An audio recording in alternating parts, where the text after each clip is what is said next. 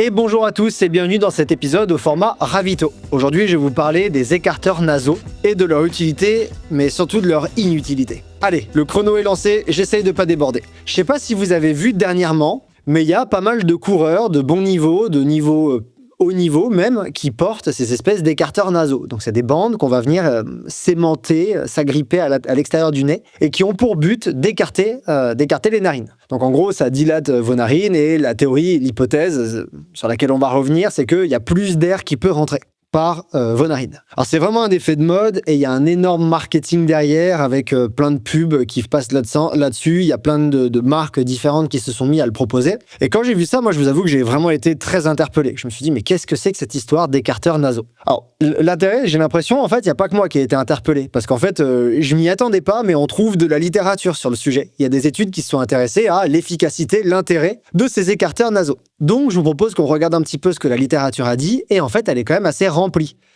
Il y a plusieurs études et il y a assez d'études pour que des méta-analyses sur le sujet aient été conduites. La première qui a été réalisée de méta-analyse, c'est celle de Dinardi et al. En 2022. Alors, en gros, elle regroupe 19 études, ce qui représente environ 170 participants. Donc ça fait déjà un bel échantillon pour faire des conclusions. Alors, toutes les études ne mesurent pas les mêmes paramètres, mais globalement, ils sont intéressés à 3 paramètres, ces auteurs.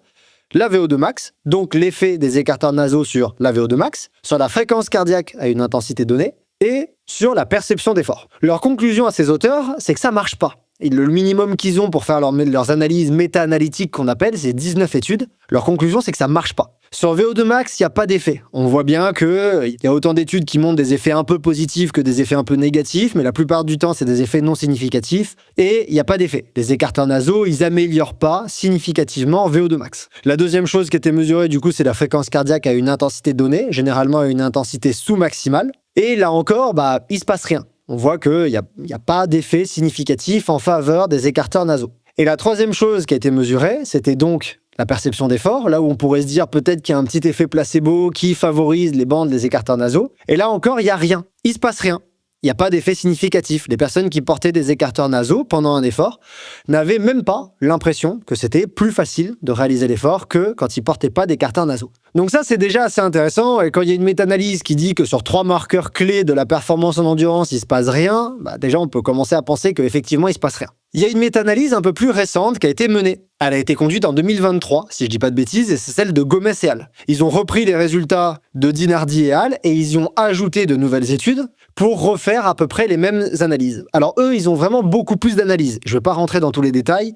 Ils font plein d'analyses méta-analytiques, c'est ce qu'on appelle, c'est quand on agrège plein d'études et on regarde ce qui se passe en toutes les études combinées. Ils en font plein et alors ils comparent versus du contrôle, donc écarteurs nasaux contre des personnes qui ont des choses qui ressemblent à du placebo, contre des groupes qui n'ont pas du placebo, contre plein de marqueurs. Bref, ils font plein d'analyses. Je vous résume ce qu'ils retrouvent, la plupart du temps, rien. Je crois de mémoire, ils font 6 ou 9 analyses et ils retrouvent rien, sauf globalement 2 fois. Une fois, ils retrouvent un tout petit effet statistiquement significatif et positif en faveur des écarteurs nasaux sur VO2 max. Donc en fait, porter les écarteurs nasaux serait bénéfique pour VO2 max. Et la deuxième chose qu'ils retrouvent, c'est un tout petit effet sur la perception d'effort en faveur des écarteurs nasaux, encore une fois. Mais ces auteurs, ils écrivent noir sur blanc qu'il faut faire super attention à ces résultats. En fait, ce qu'ils disent, ça se résume en 2 points. Le premier point, c'est que les tailles d'effet, c'est-à-dire l'ampleur de l'efficacité, est-ce que c'est un peu efficace ou très efficace,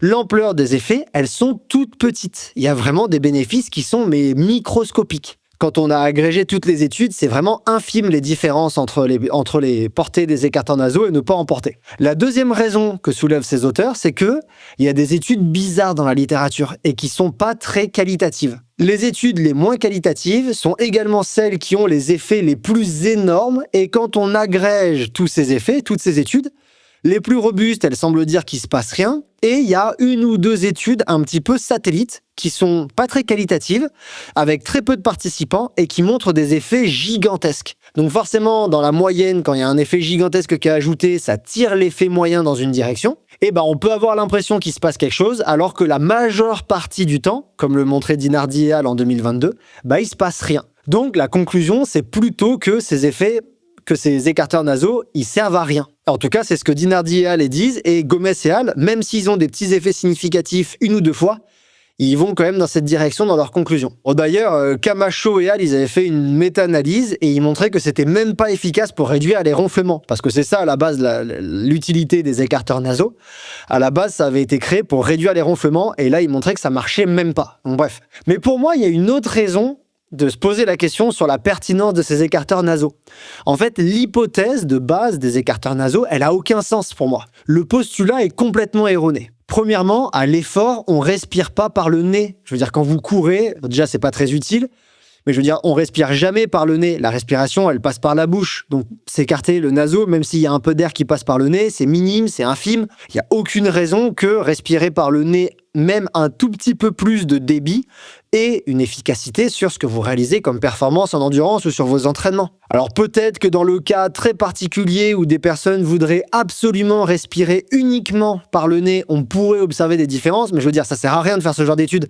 C'est pas du tout représentatif de la réalité. On ne respire pas par le nez, on respire par la bouche. Et deuxième chose, quand on s'intéresse à des mesures de performance, à des mesures qu'on appelle du coup maximales ou quasiment maximales, la respiration, elle rentre pas en compte là-dedans. Je prends un exemple. On s'intéresse à ce qui détermine VO2 max, donc un marqueur de performance maximale au niveau physiologique. Et je pense que je prends pas trop de risques en disant que les facteurs dont je vais parler pour VO2 max, on peut les appliquer à des facteurs déterminants de la performance de manière plus générale. Quand on s'intéresse à des facteurs qui déterminent par exemple VO2 max, ou qui déterminent par exemple la meilleure performance sur un 10 km, sur un 20 km ou sur un marathon. Quand on regarde ce qui se passe de manière générale, les facteurs limitants, on va retrouver le transport de l'oxygène au niveau des globules rouges, l'utilisation de l'oxygène, par exemple au niveau des mitochondries, c'est les petites usines qui permettent de produire de l'énergie à partir de l'oxygène. On va retrouver des facteurs cardiovasculaires comme le volume d'éjection systolique, c'est-à-dire la quantité de sang que notre cœur il est capable de pomper. On va retrouver des facteurs au niveau musculaire, mais bref, on retrouve jamais la quantité d'air inspiré. La quantité d'air que vous pouvez rentrer dans vos poumons, elle est toujours largement satisfaisante, largement suffisante pour la performance que vous êtes en train de réaliser et quel que soit le niveau d'intensité de la performance. Donc l'idée qu'avoir des écarteurs nasaux qui vous permettent de rentrer plus d'air, soi-disant, par le nez en plus, pas par la bouche, ça va vous aider à avoir de meilleures performances en endurance. En fait, c'est complètement incohérent. Physiologiquement, ça tient pas comme postulat. Donc, à moins que vous ayez envie de dépenser votre argent pour du vent, je vous conseille de ne pas utiliser ce type d'écarteur. Je sais pas si vous l'entendez, mais ma montre sonne, donc c'est la fin du temps que je me suis imposé pour vous expliquer la littérature sur les écarteurs nasaux. Je prends quand même une seconde pour remercier les 4 partenaires du podcast Courir Mieux qui rendent la saison 2 possible et ce nouveau format Ravito réalisable, à savoir Gollum, Suunto, Wise et Fort Endurance. Je vous invite à jeter un œil à tous ces partenaires dans la description de l'épisode, il y a le lien vers chacun d'entre eux. Et il y a également, pour ceux qui le souhaitent, des petits codes promo quand c'est possible si vous souhaitez faire l'acquisition du même matériel que celui que j'utilise moi. Si cet épisode vous a plu, dites-le moi en commentaire ou par exemple sur les réseaux sociaux de Courir Mieux que vous pourrez rejoindre comme Instagram et TikTok. Et quant à moi, je vous dis à très bientôt pour un nouvel épisode.